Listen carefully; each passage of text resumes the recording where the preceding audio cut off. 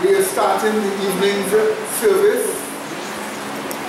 and we want to ask Sister Alana to get her things and come up here. Okay, my dear brethren.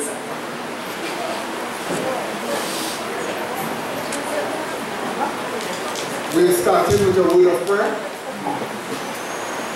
Let us pray. Gracious, loving Father, be with us right now as we enter into this service. Bless everyone that partake of the service. Bless our dear sister, especially so that she will be able to bring conviction of truth, of righteousness, of judgment to our minds, and that this will contribute to preparing us for the end and to be a part of your eternal kingdom. These mercies we ask of you through the truth of Jesus Christ, the plan of salvation. And thank you, Father, for hearing us and blessing us. Amen. Amen. Okay, so this week, Thursday, we had a delightful baptism. According to the Bible, one must be accepted into the bonds of fellowship with the church. Amen. And you all will be called upon to do this. But not before you hear our sister having something to say to all of us today. And let me just say this to you, my dear brethren. This sister has a great plan by the grace of God. God has a great plan for her. This is the reason why this event happened. And this is the reason why she's in the faith of Jesus Christ in the first place. If we would allow the Holy Spirit to work in our hearts and to bury our old men, we can always come up out of the Word of God, a new creation. Amen? And what we always say in this church, God is literally recreated. The only difference is the items he is recreating has a problem. The human species is sin. To recreate that person, he cannot start with the body because they have a new body and the same old carnal mind. So to recreate us, you have to start with the mind. So just take creation and slow it down. And you will see thoughts, because when Adam woke up, Adam didn't wake up a vegetable.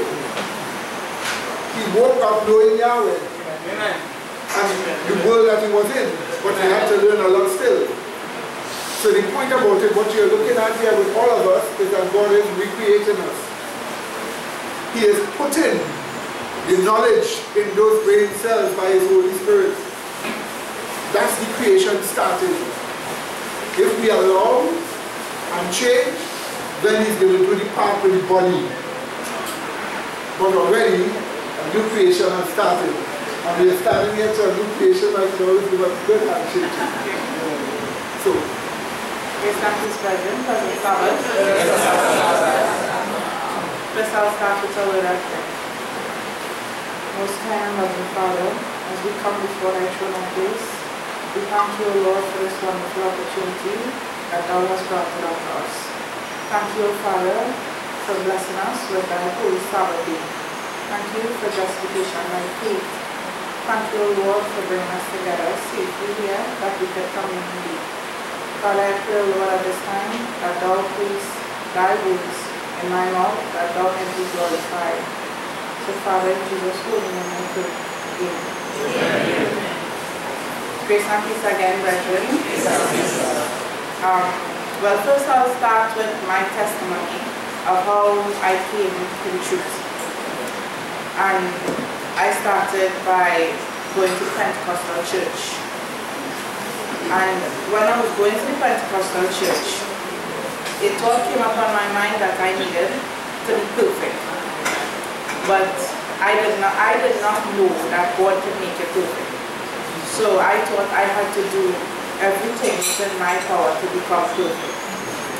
So while I was attending the Pentecostal church, I got a phone call from Brother Clayton. Brother Clayton called me and told me he wants me to talk to this man. I said, I don't want to talk to no man. So said, no, you have to talk to this man. And because we know Brother Clayton is very persuasive, he actually made a three-way call with Brother Kwame and myself. And Brother Kwame started talking to me about the Sabbath. And I was listening to him. What he was saying, I could have seen in scripture. But I had never met somebody that knew more than me before. Because I had a lot of knowledge, like secular knowledge. So I saw it. I told him I saw it. I said, but I'm not taking your word for it. I said, I will go back and see if it really so, and then I'll tell you. So when I went back now, and I searched in the scriptures, it's ready to prove it wrong. I searched and searched and searched. I read Hebrews chapter 4 about 10 times. And no matter how I read Hebrews chapter 4, it's saying you have to keep the Sabbath. So call him back and I said, brother, you have to keep the Sabbath. So I was still going to Pentecostal church, so I went back that Sunday because I wanted to ask the pastor about the Sabbath because I never heard about the Sabbath. So when I asked the pastor about the Sabbath now, this was his answer, exact words. He said, the Adventists have them Sabbath and we have you. So when he said that, one time, the Holy Spirit bring a scripture to my mind. And it was, in the scripture, the words were, my holy day. So when I heard that, I just watched the pastor like that, and I walked out. And that was it. Because God showed me the truth. I have no excuse not to live the truth. And from then, now obviously now, I am in a place by myself. All I got was a phone call to point me into the direction of the truth. So, about not too long after that, I came to Trinidad and I came here. I still obviously wasn't converted, I just heard the truth. And Brother Clayton invited me to church here. So when I came, obviously Satan will bring things to your mind, present things to you to question the validity of the truth. And one of the things was the diet of Tuesday. And I remember thinking, now I didn't really like meat, but you're searching for something to poke at. So I remember everybody eating in the back and everything, and I was starting back here. So I was speaking to him. I said, so you telling me, the Bible says I can't eat? He said, no. But I studied wisdom, no one is answered to answer me like that. So I went back to Trinidad. I didn't stay here long, just briefly. And when I went back to England now, still by myself, but I had met Sister Denise who arranged to study with me. So I told her, I said, well, you could use this thing called Skype and talk to me. So she downloaded the Skype and started studying. And I still couldn't understand what faith was, because these were concepts I have never heard in my life. And when one day I woke in the room, now Sister Denise was studying with me every morning, every single morning. Due to the time difference, she would have had to been up earlier than myself. So we were studying, and one day I just woke in, thinking about it, on a road that had nobody, just walking, and the Holy Spirit brought the story with the woman with the issue of blood. And the question was, how did she know which man to touch? Out of all the men in the crowd, she knew which man to touch. And she knew what would happen when she touched him. That was faith. And I was like, guys, what faith is it? And I was really excited about that, like God's faith. And as I studied with Sister Denise, now Sister Denise wouldn't study with your friend. She studies with you to a point where you can stand by yourself. So when I was able to study on my own, Sister Denise stopped studying with me. Then I started studying Brother Brent.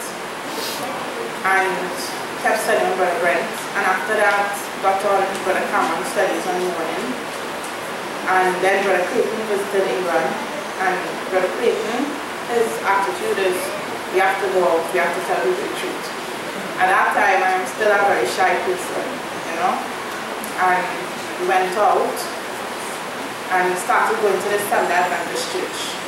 And like I was telling a brother before, when I was in there, I felt like I am a place that's polluted, and I don't want to be polluted. So in my mind, I'm thinking, I have to block everything that they say.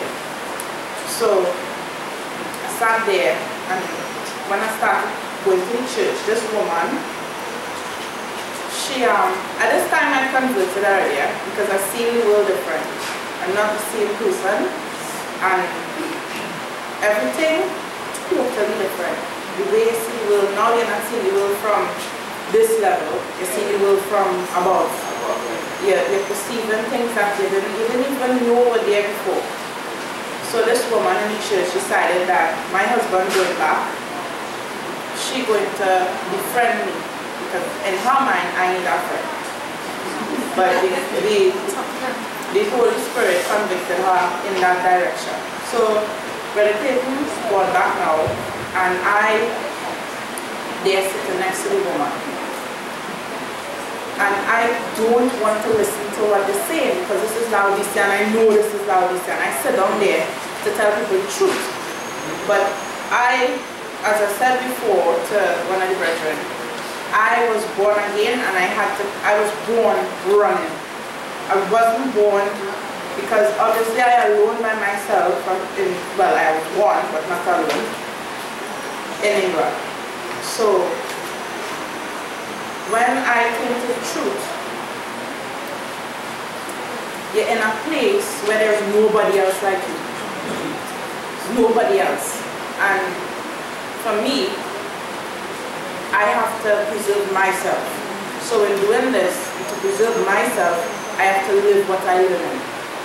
So when I sat in that church, I was only thinking about preserving my salvation. Because what was coming from the minister's mouth was not truth. And I sit in there. At this point in time, I was like Peter, very impulsive.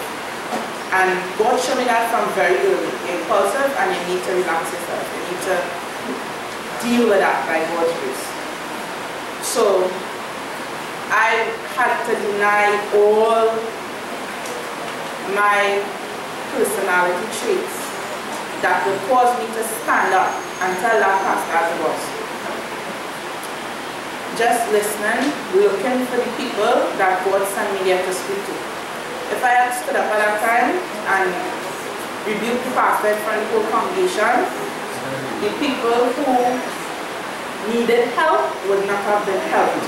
So I had to deny that, which I really wanted to do, but I had to deny it.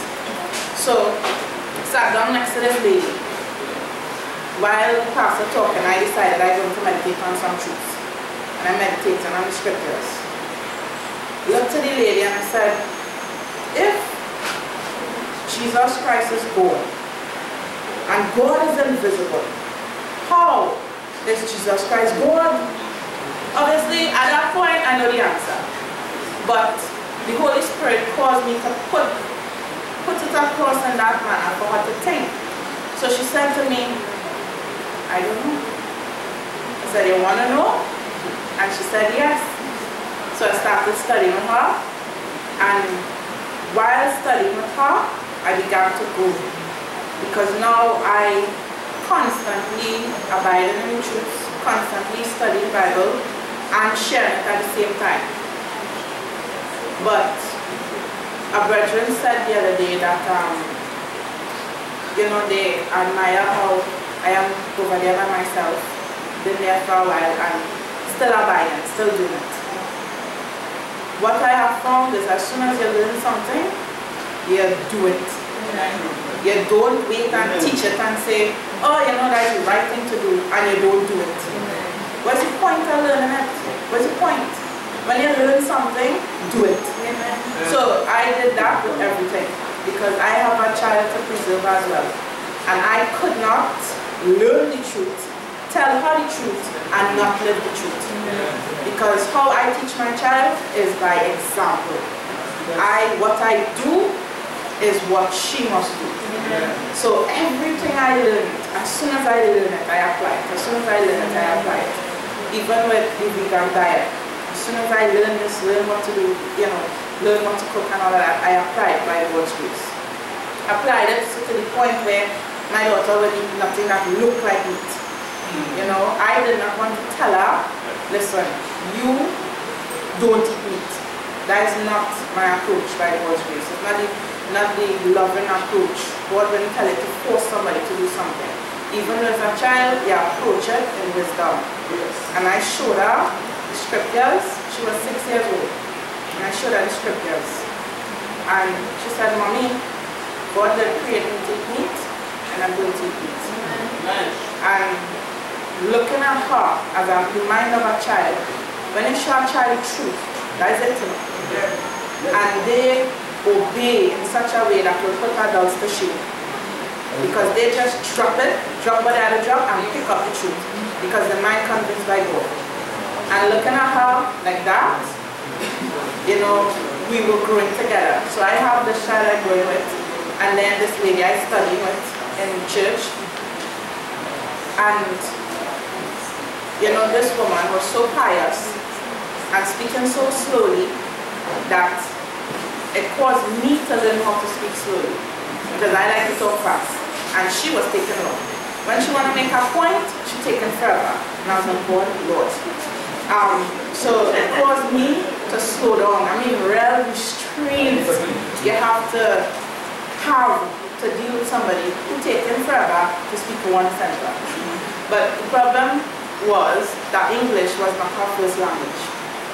So when you're studying with somebody now, God gives you, and Brother Medina spoke about this 2 weeks in the streets, and Brother Israel spoke about it today by God's grace. When you're studying with somebody, you care about that person's salvation. And that care caused me to bear long, was bearing long. And you're still outside in the world, in the environment, but that keeps you, and it keeps also the fact that you can care for this person. They see something in you that encourages them, So while I spend that time caring for that sister, she was still going out this year, showing her truths, and thinking to myself, what in the world, you're seeing it and you're still going out this year? What's wrong with you? That is me. But obviously I could not show her that. I have to be long-suffering, because it was months, going almost a year studying with this sister. Then one day she said she's going to a retreat with the Laodicean church. 1 week in Laodicea with pure error. So my mind is like, oh my goodness, all the things that I'm doing from 8 months now, going to be mashed up because this woman decides she's going on a retreat, which by then I thought that she should know the truth. So, because what I also learned now was that just because I came to the truth just as I hear it, didn't take me nothing. That is the truth, that is not the truth. That is what I want, that is not what I want. And I make my decision. Not everybody will be like that. So she came back from the retreat and she said, I need to talk to you, but they were watching her there. Because at this point in time, the people in the church knew that I was not nominal, so I'm the Adventist as they call it. So she could not even call me on the phone. She couldn't even talk to me. When she came back, she told me the amount of evil that she saw there, and she said, I can't go back. And that's when she accepted faith, and well, everybody knows our sister Patience, and that was our testimony by God's grace. But when it comes to truth, now tears come into my eye because brethren, you all have something here that Sister Patience and I don't have. You all have You all have the lesson of being together. You all have the comfort of each other. We don't have that. She is in Tanzania at the moment. I am in England. And I said before, and I said it to the brethren, I live in Egypt and Sodom. That is what we see every single day. When you speak to somebody, you're hearing atheism. When you look outside, you're seeing sodomy. We on the bus, they're kissing each other on the bus. They're by the bus stop, they're doing it, and you can't tell them nothing. So by God's grace, I learned to drive, and I will not subject my child to that. A driver everywhere. So, when Sister Patience was going through her trial, Yahweh saw it fit that I go to Zimbabwe. Went to Zimbabwe, and we planted seeds by God's grace. God showed me that we are not, and I like to say this, we're not bench warmers. We didn't come here to sit down here and let Brother Medina teach us every single Sabbath after Sabbath. What Brother Medina could do, we could more than do. Amen. You know, Brother Medina was called by God to repair a breach. Yes. We were called to finish that repair, to continue doing it, to continue His work. This place, although we love being here, it is not where we are supposed to be. We're supposed to be out preaching the word, being in situations that you read of in scripture and you're thinking, I can't believe this happening to me. We're all supposed to be out there doing work. So when you're walking here on a Sabbath, you must have the mindset that you're in university for a period of time and then you have to graduate. Right? Nobody don't start university when they're 18 and continue till they're 95. That is unheard of. So when you come to school, you learn, you go out, and you do what you're supposed to do. Your first employment is being a child of God. Everything else come after. I am a child of God first, then a wife, then a mother, then an employee, then a citizen, then a neighbor. That's how it is. So if my first job requires me to go wherever it requires me to go, then my second job has to take a back seat. Everything else takes a back seat. You have to have the mindset of a Christian in everything you do. When I started my job, you know, I walked in there preaching. Because in my mind, I have to always preach. But God quickly showed me that I have to live it, not preach it. Sometimes you can't preach it, you have to live it.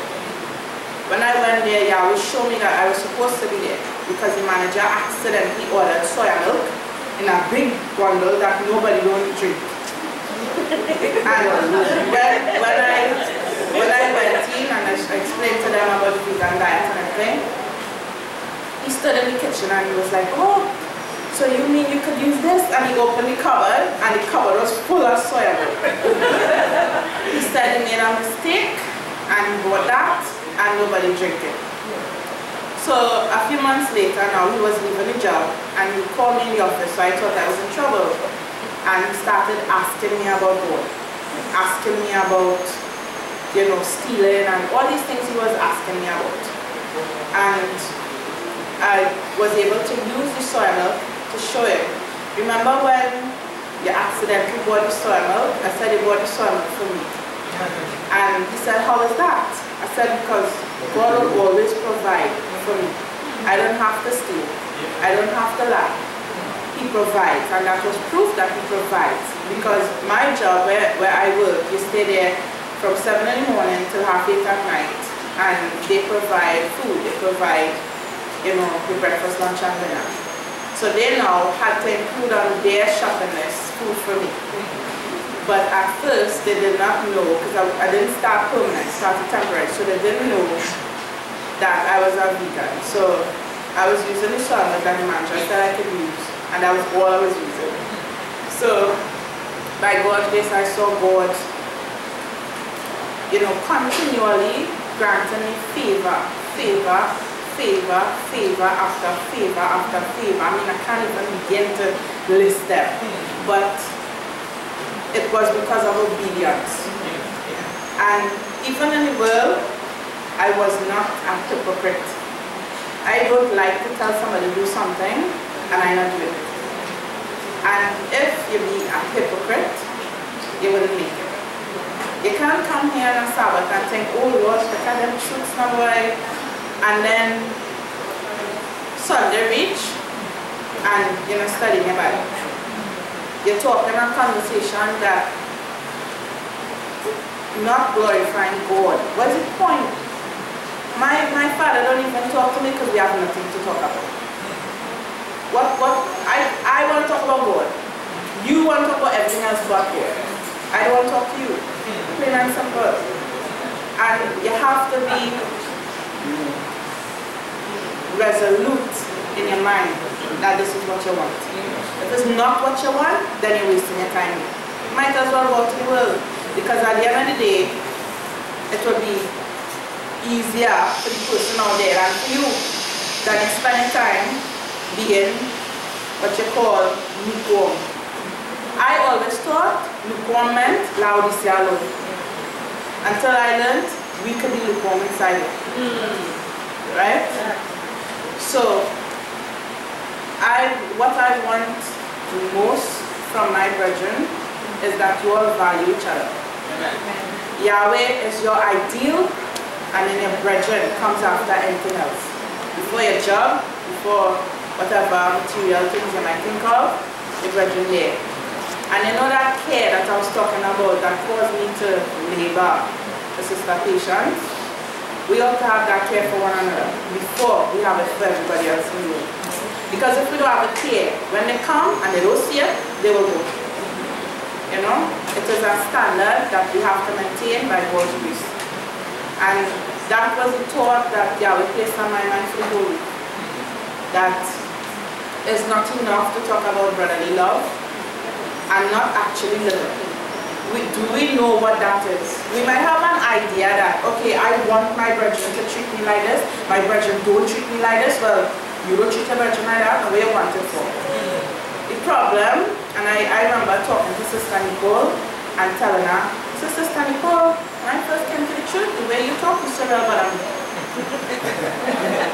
I tell her the truth. The way that Sister Nicole expresses herself used to bother me. The sister just talk, and I was like, geez boy, she had to talk like that? I could honestly tell her that because it's not bothering me now. You know? So, as Yahweh showed me that if that bothering you, if it's a thought in your mind, the sister don't even know you had that thought. Who had the problem? So I was like, I had a problem. So, when you have a problem, you don't want to give solutions, just like that, you sit down and examine it, and then it's okay. So, the solution came from God. You have to get to know the sister. So I called her, started talking to her, started messaging her, and then I was able to see something called her born again self. I had to look past the tone of her voice to see her born again self. Right? And then I realized something when I came here. I have an advantage in the sense that I could see your born again selves. And I don't see the bad personality traits that could cause me to develop prejudices. And I thank God for that. And I asked God why I'm not here. He said, because that is my problem. That's not my problem. So you have to wonder why you are here. You have to wonder why you're not somewhere else in the world. Why did God put you here? And when you see somebody say something they're not supposed to say on the Sabbath, really, what you're supposed to do is pray for them. Not talk about it.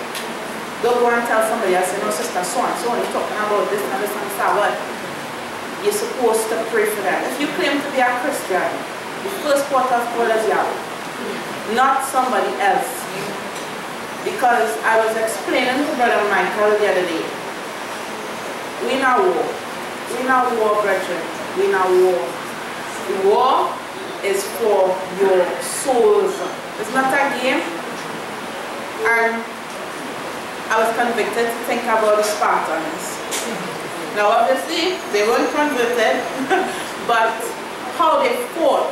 They did not win the war when they fought, but how they fought went down in history. These men fought, and all of them were lined up against each other. Their shields were side by side. They had a formation that kept them alive long enough to kill thousands of men, right? Their formation. You all, by God's grace, need to work on your formation. Because if it is that your shields not up against each other side by side, then a fiery dart will get past, right?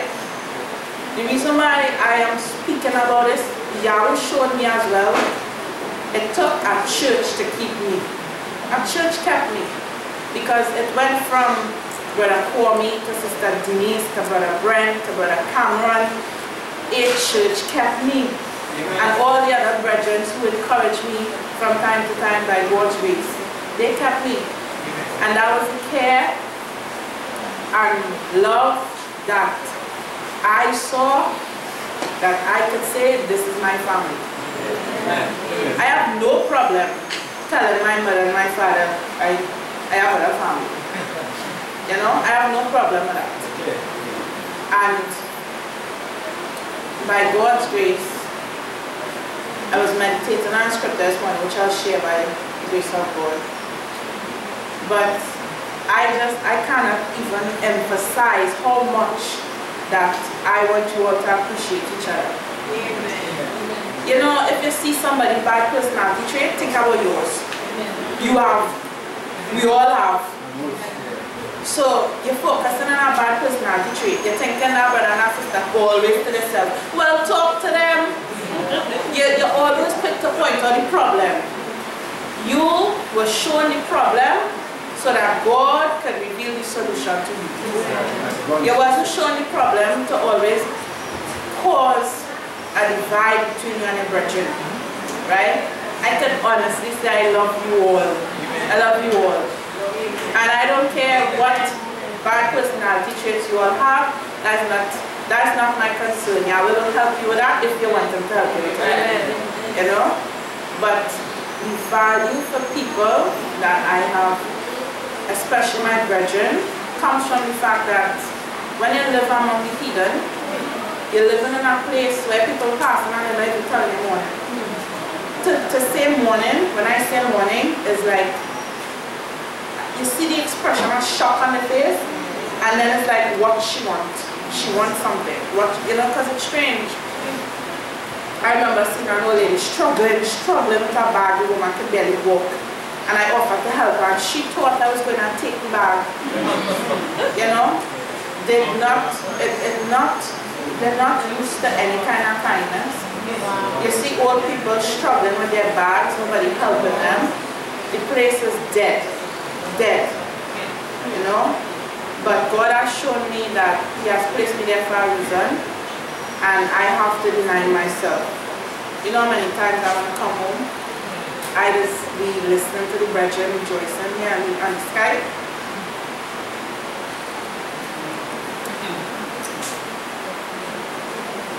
And I cannot come home because it is not the will of God. And I cannot disobey God. So,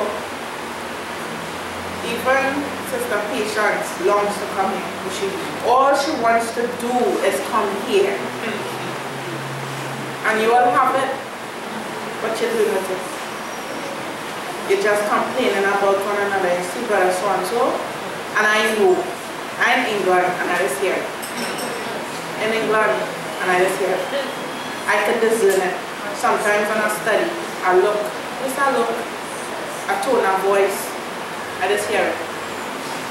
And I'm glad by God's grace that He gave me this opportunity to speak so that this could be addressed by God's grace.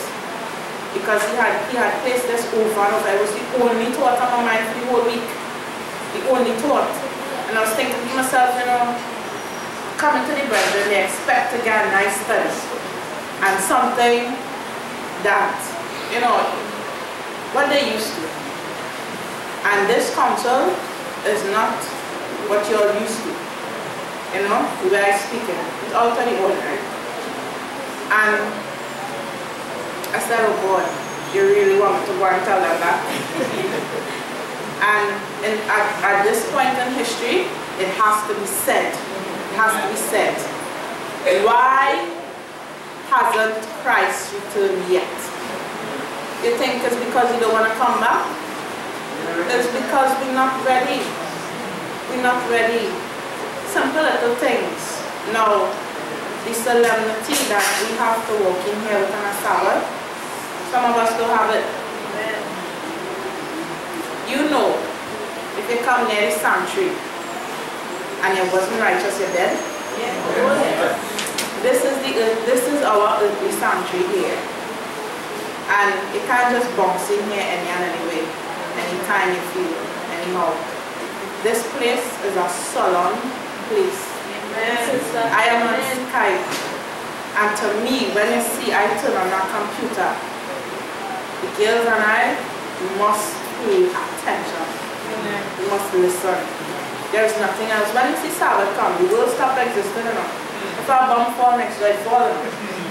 I will go and look at that when Sabbath comes. You know? And it's just an encouragement to you all that I wanted to give. And to read our scripture, because God showed me something. Kept showing me. But in James chapter 1,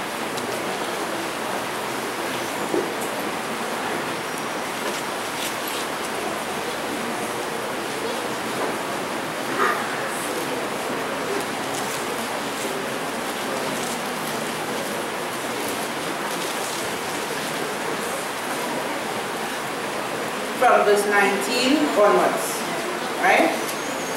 Is it found? Amen. Amen.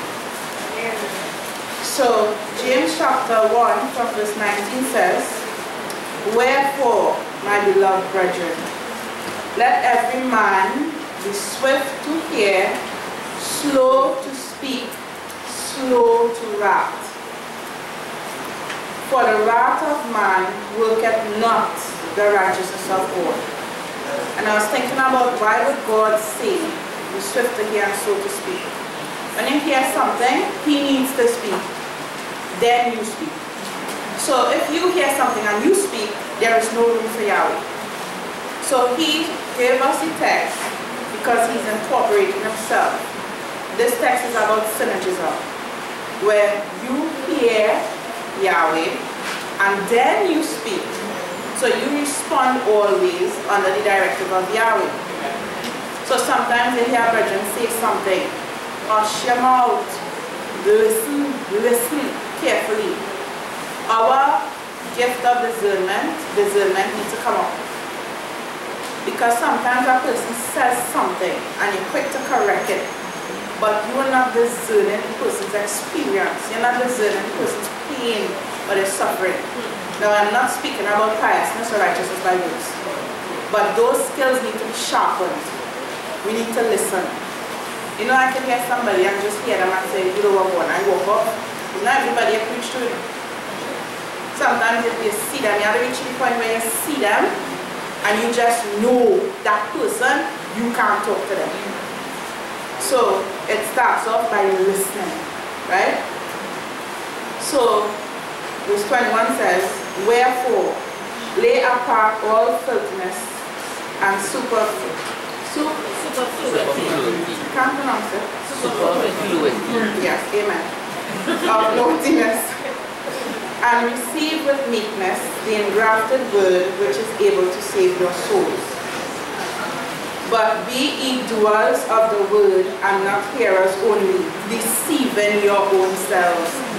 So look at that. It didn't say that we're coming to deceive you. You could deceive yourself by leaning on your own understanding, by thinking you know, but you really don't. You know what that makes you? Allow this here. Because that is the thought they have. They have deceived themselves. And this is preventing us from being lukewarm. So imagine God said, be swift to hear, slow to speak, so you don't deceive yourself. I need to speak to you first. So it says, but, and I'm reading it over, but be ye doers of the word, and not hearers only, deceiving your own selves. So another point. Doers of, when you hear the word, people quick to speak the word. But doing the word, not so much. So your practice should be hearing the word, doing the word, then speaking the word. As a personal examination. Just hear it, do it. Hear it, do it. You can correct somebody, but I don't like to correct people if I'm not doing it. It don't make no sense. And that is how you could be found a castaway. You know, you could be found correcting somebody, you not doing it, and then deceive yourself into thinking because you knew it, you could say it. But if you're not doing it, what you're saying it for? There is no point in saying it. So, 23. For if any be a hearer of the word, and not a doer, he is like unto a man beholding his natural face in a glass. For he beholdeth himself, and goeth his way, and straightway forgetteth what manner of man he was. Now, when I was thinking about glass, the word of God is like a mirror. For you to see your bad personality traits, you need the word of God. Because when I started this walk, I had, well, still have a few, but thank God I'm working on them. Really bad personality traits. I wouldn't even know anybody finish a sentence. I go and argue, say, if a person said something, because they were wrong, I didn't want to hear it. And that was a bad personality trait. Not because somebody wrong means they're not supposed to say what they have to say. Let them say it so that you could be able to address it. And I wasn't doing that. I was just chopping them and just chopping what they're saying and giving them truth. So, I'm not saying this because I read it, and it's a good thing to say I'm saying it because I live in it. Right? So, when you behold yourself in a glass, now, if you look at a car, you have mirrors. You have mirrors on the sides, you have mirrors in the middle. And even if you go home, you have mirrors in your house. There are also mirrors that they place in supermarkets, angle them in a way that if somebody coming up this side, you can see the other person coming up the other eye. Right? So, mirrors are useful and they're very, very important. But when you're using the word of God as a mirror, how are you using it? Because I could be using a mirror, looking at myself, I see everybody around me. So if I was to put a mirror in front of you all now, you all could focus on yourselves, but you will also see each other. And this is what the word of God causes us to do. We see ourselves, we will see the bad personality traits that each other have. You know? But are you focusing when the mirror is toward you? Are you focusing on yourself? Is your hair out of place? Do you need to comb it? Is your face dirty? Do you need to wash it? Or are you focusing on your brother's face? And what your brother have on? And how your brother talking? And what your brother doing? What your brother have? And what they shouldn't have? Or what they should give? Or what they shouldn't give? You need to use your mirror properly. And that was constantly be taught throughout the week that mirror is for your benefit first. When you stand up to give this a study to the brethren, you must first receive the truth. When you get revelation, it's for you. When you have it, if you are studying, you think it's for your brethren, it's for you first. That is for you, not only for you to know, but for you to develop. Then, when you truly appreciate what you give you, when you exegete in that truth, you will see the damage. Well, I would say the goodness. Yes, the damage. So the effects of the study. Thank you, Brother John. So, if you decide when you see something that's going on in church and you want to give a study where you see something, the study comes across with a bit of bitterness in it. There is a sense of, You're given the study, someone nice, if it is the truth, but it's not your experience. You're using the revelations Yahweh given to correct somebody else's, what you think is their experience. And the study is not as effective as it would have been. If you need to help your brother, or you have to help your brother, you need to help yourself first. Amen. And all these revelations that Yahweh gives, my brother Medina also did a study on gratitude. If you're grateful, you will obey it. You will take it on board. You will come and decide you're going to use the study to, slap down a bad habit a virgin have. Use not God. Not God. Sometimes you have to be alone. And I see sometimes he sees Brother Medina, when he sees things that are going on, or when he sees you all experiences, you think you don't know? He just chooses not to say nothing. And that is long sufferingness. And I see that. And I am over it. So you all can be long suffering too. Sometimes you have to overlook what a brother or sister doing so that the end result is that they make it into the kingdom of heaven. Sometimes by addressing somebody's habit, you're actually pushing them further away than you're bringing them closer. There are different techniques and different ways to use the armor of God. It's not just the sword you're using. You have to use the whole armor. You have to use the shield, you have to use the helmet of salvation. Every part is working and living. If you're just only walking with a sword and you're chopping all over the place, you will put on your shield of faith and you will forget how to use it. Different aspects in your life calls for a different piece of armor. So we need to, and I wouldn't say you have to show, the way that people bring it across when they say you have to show brotherly love, they think that's making people feel good and always, but sometimes it's just saying nothing and bearing low by God's grace. And as I go on, it says in verse 25, but whoso looketh into the perfect law of liberty and continueth therein, he, being not a forgetful hearer, but a doer of the work, this man shall be blessed in his deed. If any man among you seem to be religious, and bridleth not his tongue, but deceiveth his own heart, this man's religion is vain. And we know by God's grace that pure religion and undefiled before God and the Father is this: to visit the fatherless and the widows in their affliction, and to keep himself unspotted from the world. Amen. So, brethren, my encouragement again is that you all appreciate one another.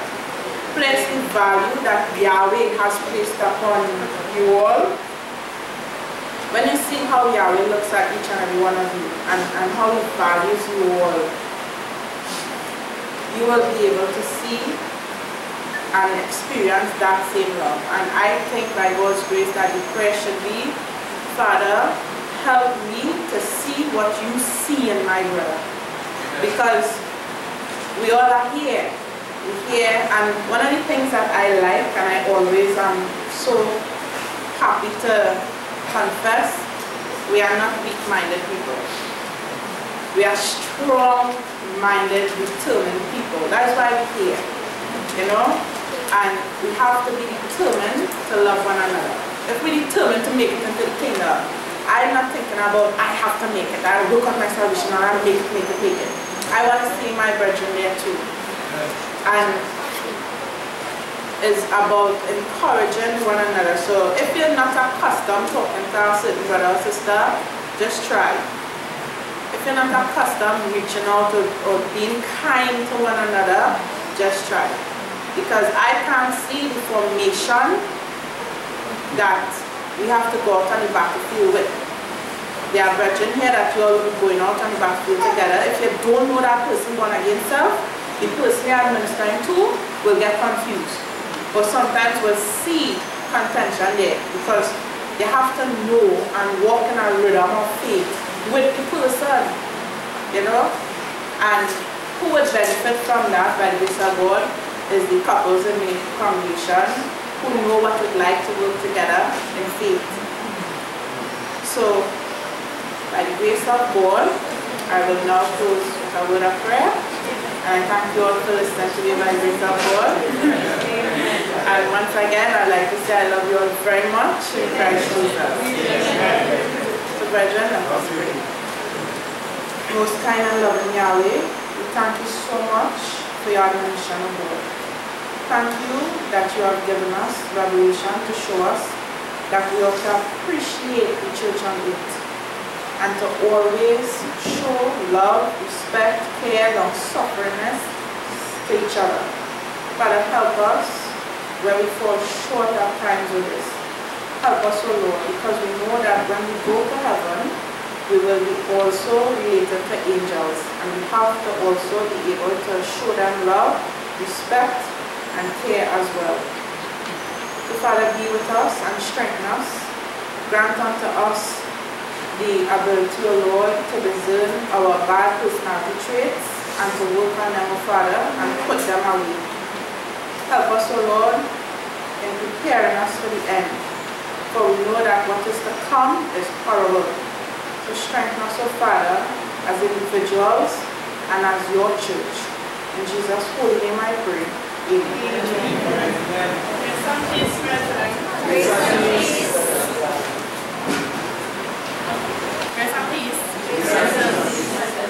Let's just start with a word of prayer. Gracious, merciful, loving and loving Yahweh, thank you for being here yet another Saturday. Lord, I thank you for my sister. I thank you for my brethren. I thank you for Alana. Lord, as I say what I have to say about my sister and to my sister, I just ask that you guide my words and help me along the way in Jesus' name. Amen. Okay, so Romans chapter 8. And I'm reading from verse 35 to verse 39.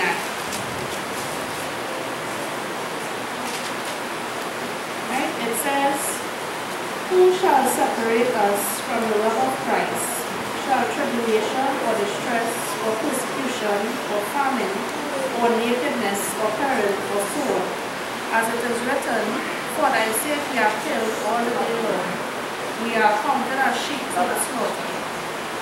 Nay, in all these things we are more than conquerors through him that loved us.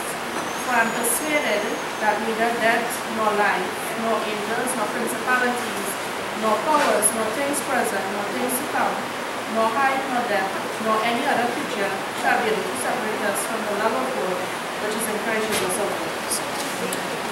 So when I read this text, it reminds me of my sister. Because since she has come to this field, she has never given up. She has never turned back. Not one day. You know? And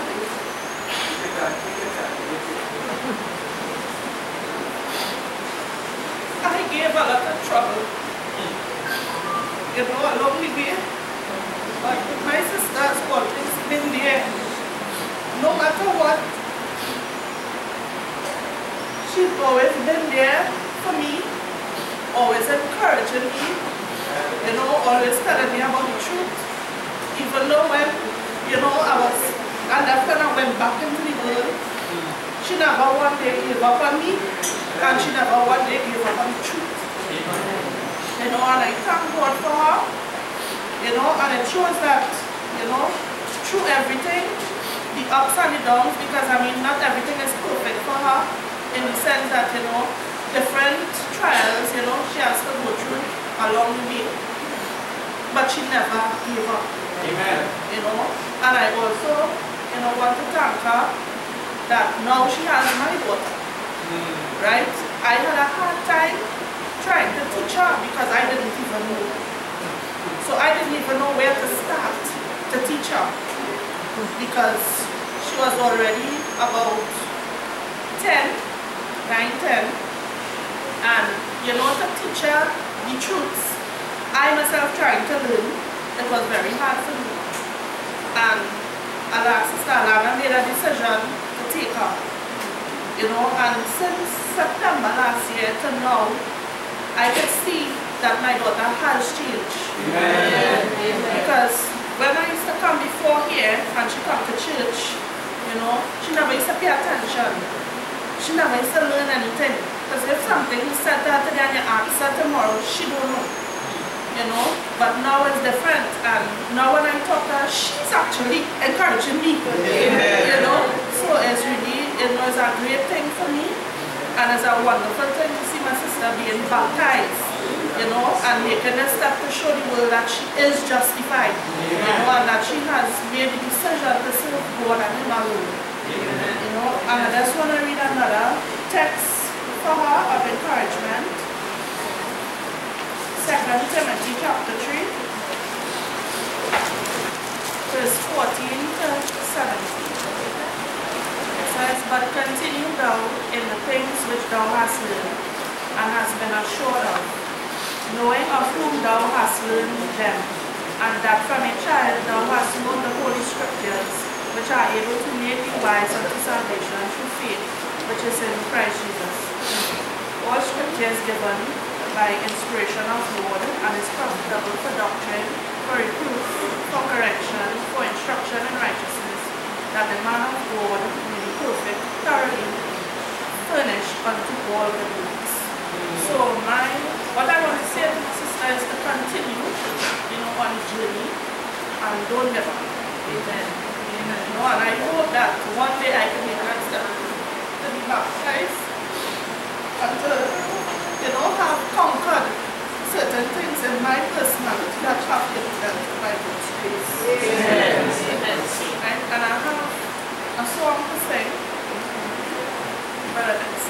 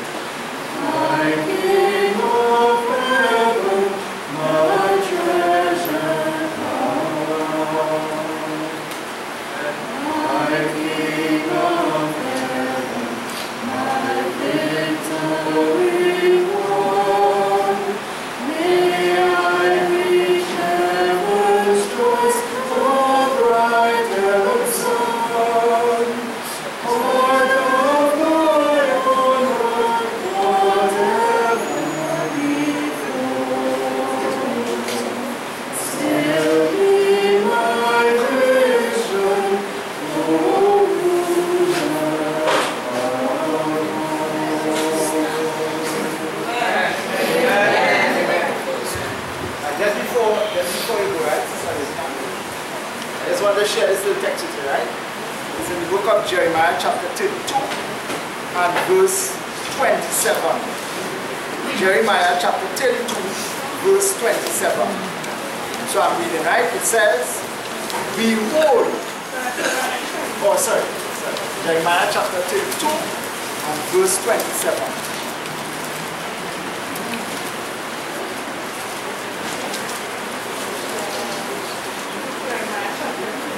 Yes, and verse 27.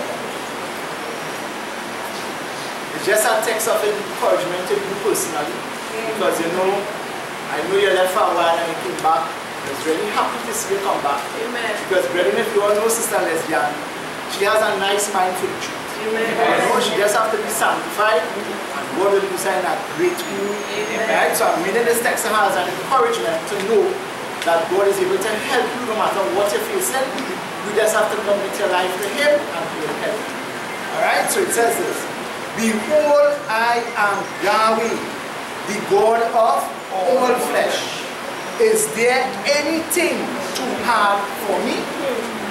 See? So there's nothing too hard for God. It's just a matter of your commitment and your dedication, and God will be able to use you much in His kingdom. Alright, so the encouragement to be peaceful. Amen. Amen.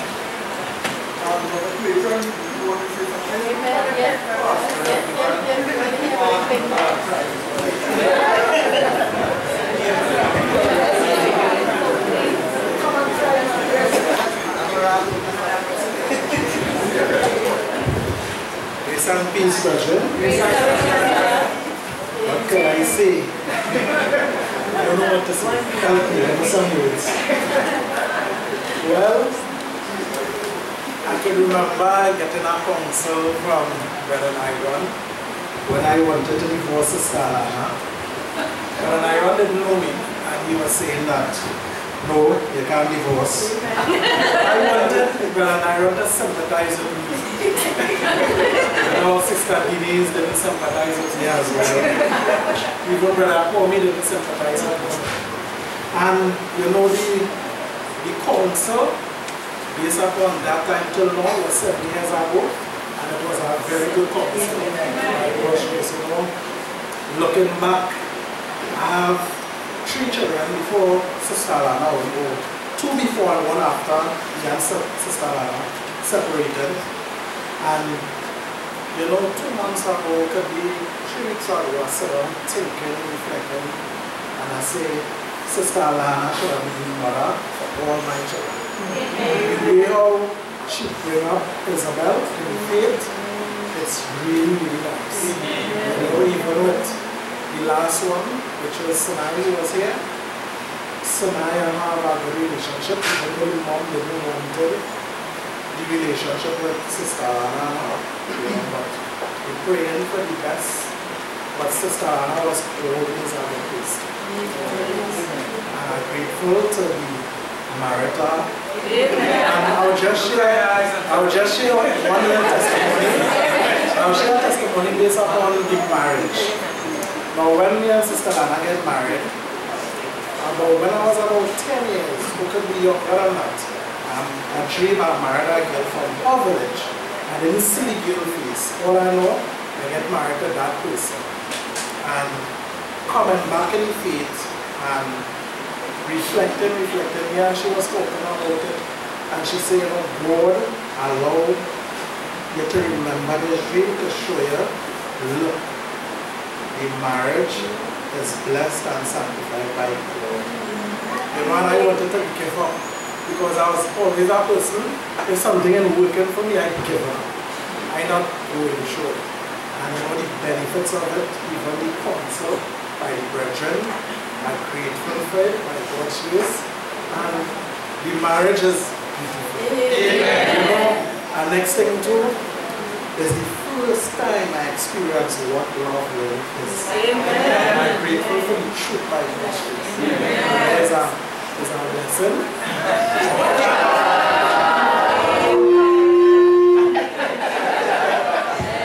So, I'm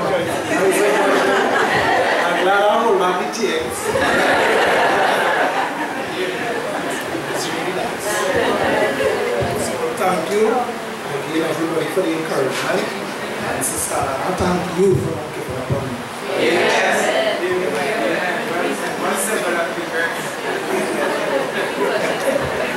Okay, my dear brother, what did you say? Okay, so we want to give her the hand of fellowship, you know. you have to put up your hand and say if you accept it. Well, look at that. I don't have to ask any other people. Okay, well, welcome, sister. This is the newest enthusiast. What do you say? Well, let me just remind all the brethren here as being an enthusiast. It means to say you're supposed to have the spirit of sacrifice. Self-sacrificing love. Give up all selfishness for the sake of love to God and love to you what? Amen. Based upon the sacrifice of Jesus Christ. Amen, brethren? It just identifies the kind of moral Seventh-day Adventists we are. Because we are Seventh-day Adventists. And Tuesday is the adjective that shows what kind of morally upright Seventh-day Adventists we are supposed to be are. Remember, Seventh-day Adventists. The word seventh day is very important because it is the phrase that will be attacked in the end by giving us the what? First day. But the Bible says the seventh day is the what? Sabbath, Yahweh thy God. Remember what we are told. For he spake in a certain place of the seventh day. And God did rest on the seventh day from all his works. Right. Okay? So the point we are looking at here, seventh day. And then Adventist. Meaning you are looking for the second coming of Christ. There's not supposed to be anybody here that don't want Christ to come back. We're supposed to be all looking for his what? Second coming. So in other words, you have the seventh day as your identity. You are looking for Christ to come, but you have given up all selfishness for the sake of love to God and love to his fellow men. Isn't that wonderful? Amen. That's what we are. And we have the latest Tuesday. Amen? Amen. I don't like to always be saying this will happen, that will happen, for people to take profit and all these sort of things. But you have a great missionary here that is going to be doing a lot of work in foreign countries. Amen. A great missionary. All the bravery she needs is right there in her heart already through the Holy Spirit. It's just the surface when the time comes. Amen, brother? And she would need all of our support, wherever she may be. We are giving her the support by the truth that we share to her. And if we have to want to do something, we will do something. What do you say? Amen. So we want to thank God for our latest Zabulon. Amen? Amen. Okay. Right. Well, I can't say who will accept. She's accepted already. What do you say? Alright. So when we leave it, you give her a little greeting, a little, hug and so on. So, I'm sure just two more persons want to say something.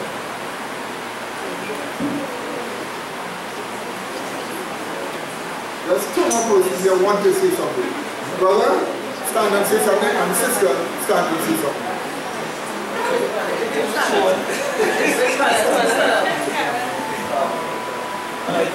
Yes, true.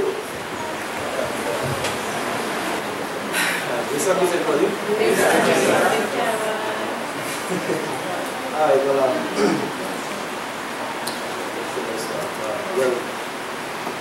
I was, of course, as many of you know,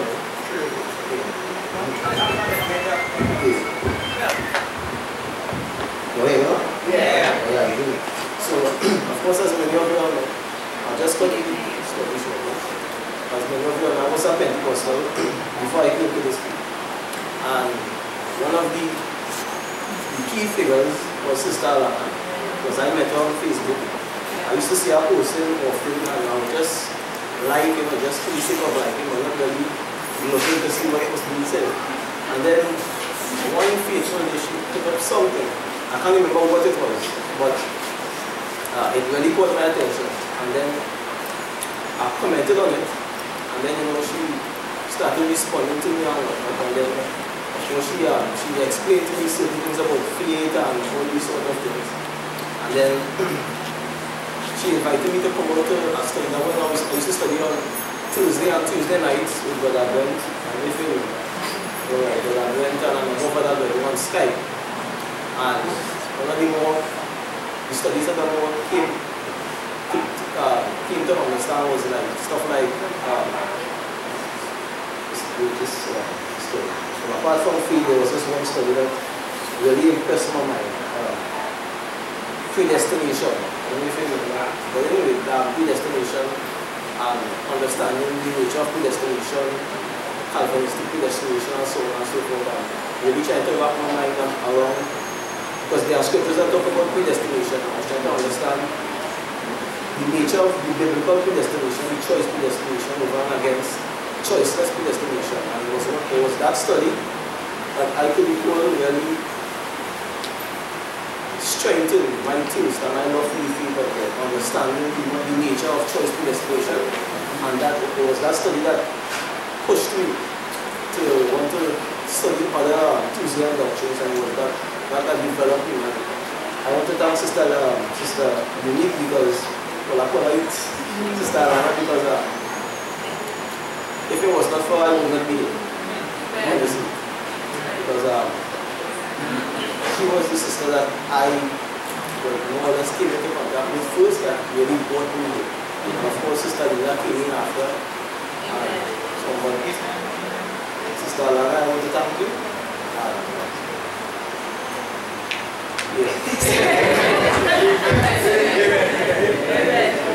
So we have soul winning on the internet, and she's not even in the country. That should show you what we're talking about. Sister, and then Brother Aaron, after you will. Grace and peace, brethren. Sister Alana, I have to say that Sister Alana and Brother Clayton actually were very instrumental in Brother Joe and I getting married, in the sense that I knew some of their history, and when I saw how the both of them came back together and stayed together and worked on their relationship, you know, it gave me the drive to work on Joe and I relationship. And Sister Alana was very instrumental in helping me plan my wedding. She actually financed part of it. And from all the way from England, Sister Alana had no idea that you thought my voice was annoying. She never showed it in any way. She never treated me bad in any way. And you know, and when I see how you are bringing up your daughter, sister, you know, I admire you very much, and I look up to you very, very much. You are indeed a great inspiration to me, sister. You are. And even though you're not here among us, oh gosh, don't cry. Even though you're not here among us, we miss you. And how many times did I ask you, when you coming, Brother Clayton, like, when is Alana coming? Because I know she misses us very much. And you know, I just want to tell you how much I love you and I appreciate you, sister. And I am so happy, so happy that you have made that public declaration that you are now a Thusian, a child of God, and you're going out there with all your dynamite and all your everything that God has given to you. You have a lot of work to do for God. And I am telling you that I am looking to you and looking at you and following you, my sister, by God's grace. Amen. Quickly. That should be it, but the conversation. I must say something. Of course, Sister Sandra, I have to say something. Go ahead, William. See what you have to say. Grace and peace, brethren. I'd just like to read a scripture. We'll put two scriptures together based upon what was said, and even the testimony that Sister Alana gave. It's really touching to show the unity. It's really touching to show the unity that we must all have as brethren. And the main ingredient is having a sin-free experience. Right? The scripture I want to read is taken in Psalms 15, verse 1 and 2. And then I'll just close it off in Psalms 133, verse 1. It reads thus, Yahweh, who shall abide in thy tabernacle? Who shall dwell in thy holy hill? And this is a question asked, and this is a question we all must ask ourselves. Shall we abide in Yahweh's tabernacle? Shall we dwell in his presence? But he said, who? He that walketh upright, and worketh righteousness, and speaketh the truth in his heart. That is the ingredient of sin-free living, brethren. And we must all have it in order to have that unity, which is in Psalms 133 verse 1 says, Behold, how good and pleasant it is for brethren to dwell together in unity. And brethren, that unity is the unity of the faith, in love for one another, and having that humility and care for one another. Amen. Amen. Amen. Righteous people dwell in Yahweh's sanctuary by faith. Amen. Why not then, Sister Anna? Okay. Grace and peace, brethren. Mrs. Bruni getting one of this. I say for 2 of us, right? Okay. For 2 of us. Right. Sister Alana and Brother Peter was very instrumental in bringing Natasha and I to the faith in Jesus Christ. There you see again? There you see again? And for that, we are very, very grateful by God's grace. And I'll just say what I was so to say first. Sister is thankful because Sister Alana served late nights when she worked in KFC and she getting mustard evil shifts. Because you know evil they just looking to keep she in the world. 5 hours difference. Sister Alana would stay up late and wait till Natasha comes home and study with her, you know, to get her to come to the truth. And although it was a difficult mind to deal with, she dealt with it in patience to get the sister here and sister here today, and we all know that she is very grateful. Right? Now, Brother Clayton and I connected mostly, but Sister Alana and I connected as well after a while because just the same how as she didn't like Sister Nicole's voice, I did not like her voice.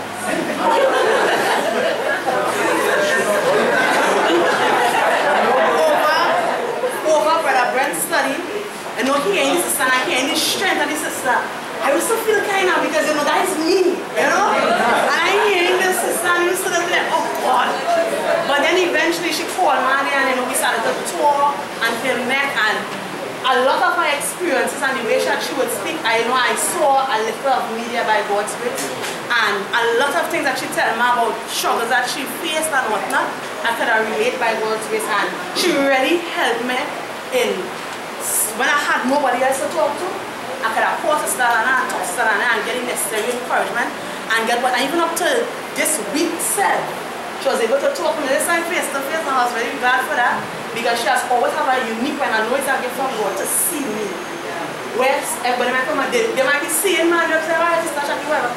God has always given her that sight to truly see me, whether pain, whether frustration, whatever, she would see me and she would say the exact right thing to get me to, whether she said Lord, she never spoke to me in any rough manner, but she will speak to me, you know, to bring all that. You can make it. It's alright. Be encouraged. You'll overcome. We're going out. Right? And I appreciate her very much. I love you very much in Christ. I appreciate you. I've been waiting for Sister Alana to come to church now. Oh Lord!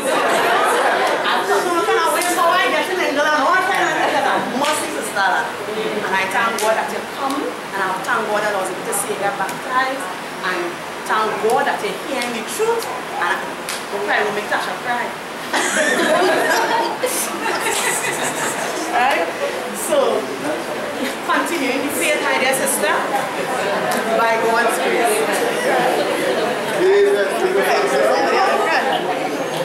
You too? Go ahead. Yes, I do. I have to say my little contribution because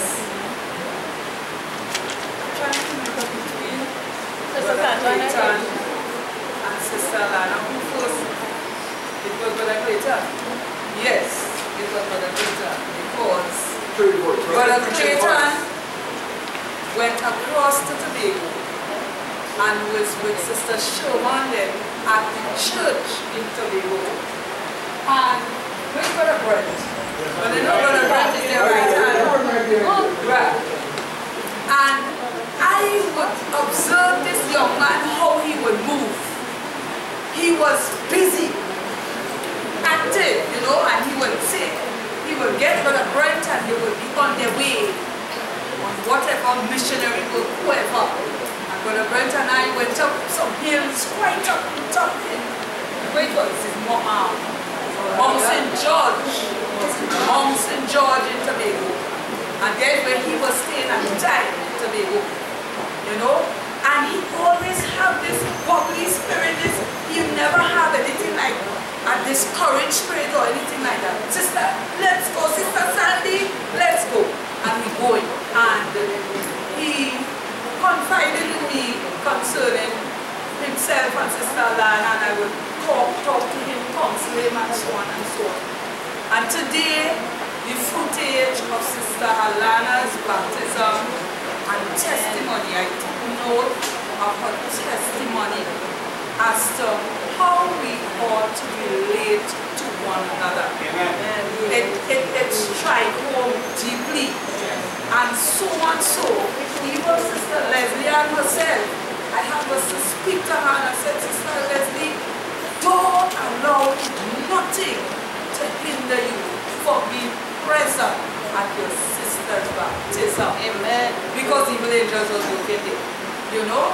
And I must say, thank God, we have succeeded. Amen. By the grace of God. She is here as an official member of the faith of Jesus Christ. And you know, I and all had my counsels being coming to me from her myself, herself and Brother Brent, and me speaking, and I get some good cutting from Sister Alana, and I said, thank you, sister. You know, so by the grace of God, it was nice, and I appreciate it, and I know when you go back, you have much communication to communicate with us, but we would be communicating with you so you would not be feeling alone and away. But by the grace of God, you would be comforted and communicated with by God's grace. Amen. Love you very much. Amen. Amen. Amen. Amen, brethren. Amen. Right, so our sister has been accepted, and we say, welcome, sister. What do you say? Amen. Okay. And in the meanwhile, let us work for other people. That other people too will come to the faith of Jesus Christ. All right. So, well, I think that is it. Yes, Brother Brent. Yes, let's hear our dear Brother Brent. Peace, everyone. Peace.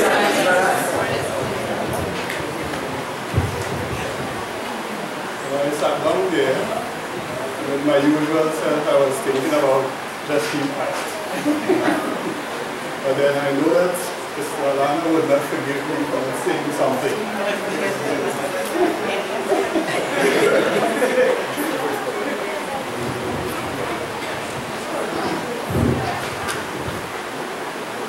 Alright, well, I usually have a Bible study group on a Sabbath morning from about 7 to about 9. Some of you all know, but the majority might not know that. So I told myself that I would come up and I would say that while I am doing my study, there is one person that is usually very, very vocal. Vocal to the point that sometimes I just tell her, it's better you take over the study. Guess who that is? So I want to reassure you all that she has been one with us not only now, but for a very long time. One in faith, one in doctrine, one in Christ. So we can be confident that when she goes back, she will be going with a wealth of knowledge, a wealth of experience, and she knows that she has the whole of Tuesday, Trinidad and Tobago behind her. Amen. I would like us to sing the hymn, Will You Go? I don't know how it starts. Just as we are closing out, Alright? And of course, Brother Brent here has written a lovely track on the rights of God. You know, so you need to get a copy and you need to study it. It's an excellent and plenty beautiful scripture and organized copy. Okay? So I would like to also say welcome to Sister Alana to the household of faith. And I will play my part to advance you in the faith. And together I know that we can finish with it. Alright, so Sister Sandra, will you like to sing the hymn now? Oh, Sister Alyssa wants to say something. Come on, Grace and peace. Well, I couldn't let the evening pass without saying about my dear Sister Alana. Well, I actually got in contact with Sister Alana when I was on my way to Walwood through Brother Clayton actually. And knowing that I would have been away, I got a lot of counsels from my brethren, including Brother Medina, to stay close to the brethren. And, well, that began my meeting with Sister Alana. And, you know,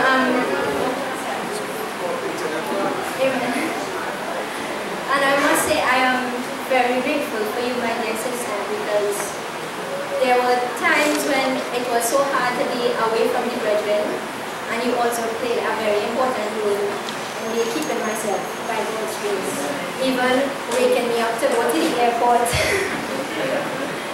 And while I had to wait at the various terminals to get my plane and so on, you were there encouraging me. We talked about doing missionary work together, all these different things. And you know, I'm so grateful, even on the morning studies with you, and the kind of points that you bring out, you know, it really encourages me. And I must say you really are a blessing to me. So I pray that God will continue to bless you and strengthen you with all the work that you have to do. And you know, we love you very much in Christ Jesus, and welcome to the faith of Jesus. Amen. Yes. So, sorry, Brother Paul wants to say something.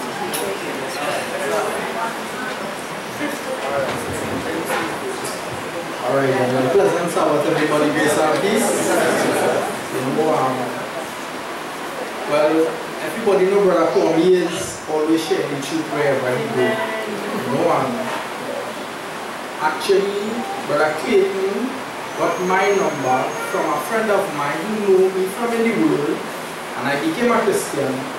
And my life before my friend, he just come here now and then. I think about 3 Sabbaths ago he was here, Callum. And Callum was telling Brother Clayton about me that my friend is a real Christian. You know, and Brother Clayton said, well, you know, give me that man number, I will get that man a call. So I don't know him and he doesn't know me. And he calls me, and he said, brother, I hear about you, Callum give me a number, I just want to encourage you in this Christian path. But it's a struggle and it's hard. That was my opportunity. I asked him, I can remember very well. I was on the piece of land in Digo Martin digging a trench. And I stopped. And I asked him, and I'm looking up in the mountains. And I say, imagine God who created everything. The mountains, the sea, all the beautiful animals. Imagine the great God would allow the evil one way to be easier. I started thinking. I said, God's way is actually easier.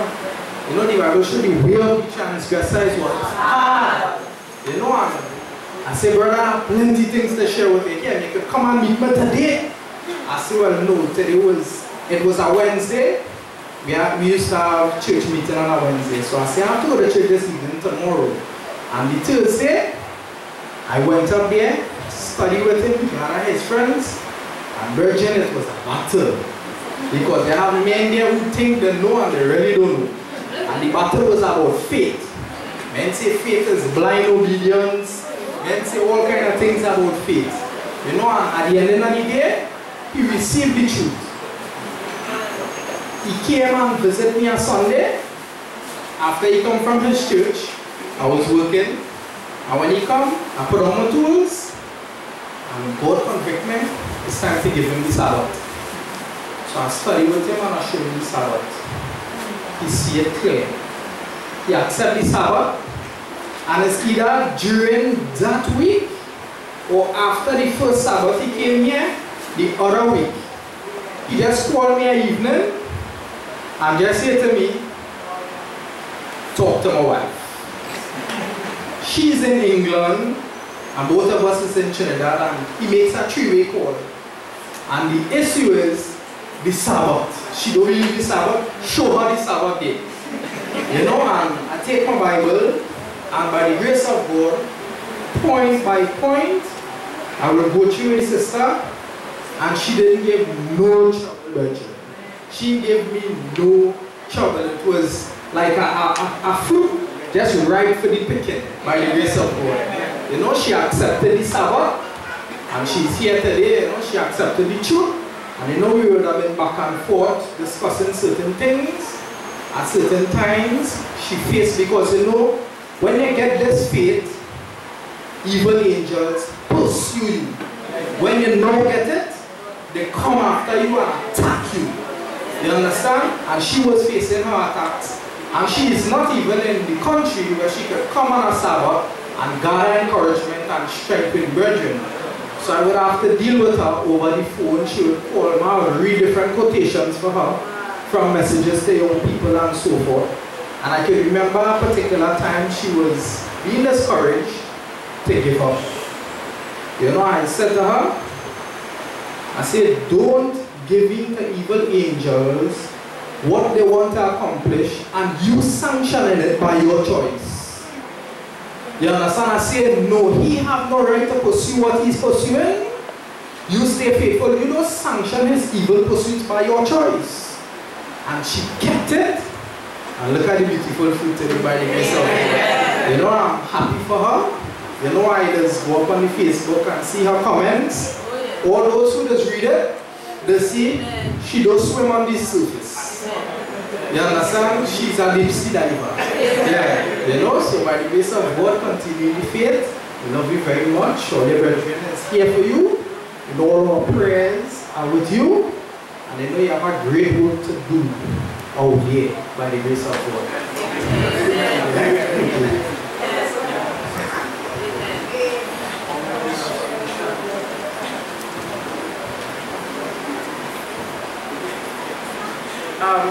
I forgot to mention one thing with baptism. Everybody was asking, well, who I spoke to, if I got a sign. And yes, I did, but I got mine before my baptism. When I phoned and I asked Brother Medina if I could get baptized, he said yes. I said, okay. So I explained that I'll be coming over to, although I got here on Sunday, I went to Tobago, I would be coming over on Wednesday. So I was expecting Brother Medina to baptize me one time. So I said, okay, when will you be able to do it? So he said, on a Thursday. So as soon as he said Thursday, I was thinking, what date is Thursday? And Thursday was the 18th. As soon as I heard 18, my heart jumped, because Yahweh showed me it was, how to say, it was organized by him, because the conviction came from Yahweh to get baptized. So my baptism was in direct obedience to God. And the reason why I jumped when it was the 18th was because I was born on the 18th. I got married to Brother Clayton on the 18th, and I got baptized on the 18th. And that's why I said my sign came before. And I asked Brother Medina, because it was definitely a sign, I asked Brother Medina what that means. And he said 10 means law, and 8 is victory. So I got the victory through the law. By God. It never ends. Right? So my dear brethren, you see, right? Sister Sandra, the closing song, that it does at all. We are bound for the land of the poor and of the land of the pure and the holy. 368 in the book. We are for the land of the pure and the holy. 3, 4. We are bound for the land of the pure and the holy. The home of happy, the kingdom of God. He wanders from God in the broad road of folly. Oh, say, will you go to the Eden above? Will you go? Will you go? Will you go? Will you go? Oh, say, will you go to the Eden above? Blessed life. In that blessed life, neither sighing nor anguish can breathe in the things where the glorified road. He heartbroken ones, misery round with. Oh, say, will you go to the Eden above? Will you go? Will you go? Will you go? Will you go? Oh, say, will you go to the Eden above? Fraud nor deceit, no fraud nor deceit, oppression, nor the hand of oppression can hinder the dwellers in that holy grove. Wickedness, no wickedness there, not a shade of transgression. Oh, say, will you go to the Eden above? Will you go? Will you go? Will you go? Will you go? Oh, say, will you go to the Eden above? Poverty there, no poverty there, no the sins are all well. The heirs of His glory, whose riches is love. Sickness, no sickness can reach. Then that country is healthy. Oh, say, will you go to the Eden above? Will you go? Will you go? Will you go? Will you go? Oh, say, will you go to the Eden above? Yet guilty sin, and yet guilty sin. Now we will not forsake thee.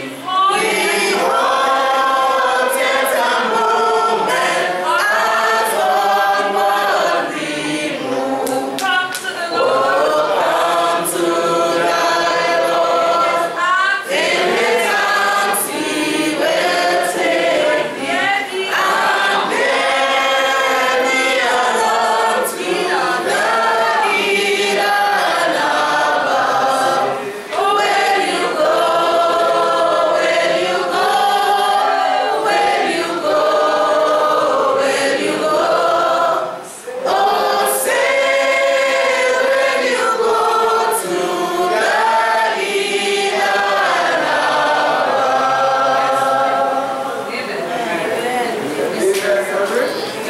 Wonderful. There were a lot of people that enjoyed that song. Sister Joy was swinging.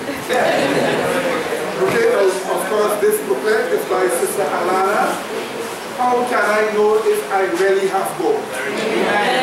Okay? I read it. It's very, very nice and very, what should I say? Explanative. Okay? It's a nice little booklet here.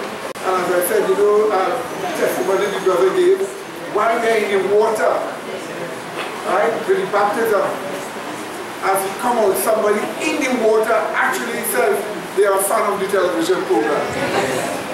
Literally, in the water there. But that wasn't the only one. Because from the moment, okay, somebody come out of the car and say, did you remember me? We got baptized together. That was many years ago. And they too watch the television program.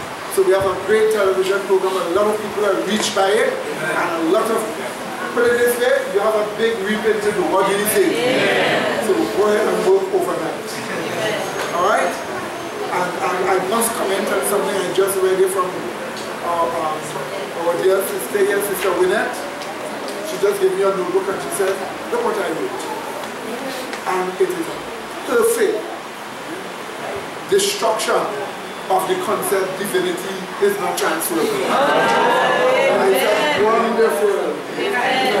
Imagine, thoroughly destroyed in a carefully reasoned exegesis. And I am surprised. I said, this is the sister I know. Amen? Right, so we're looking for more miracles here.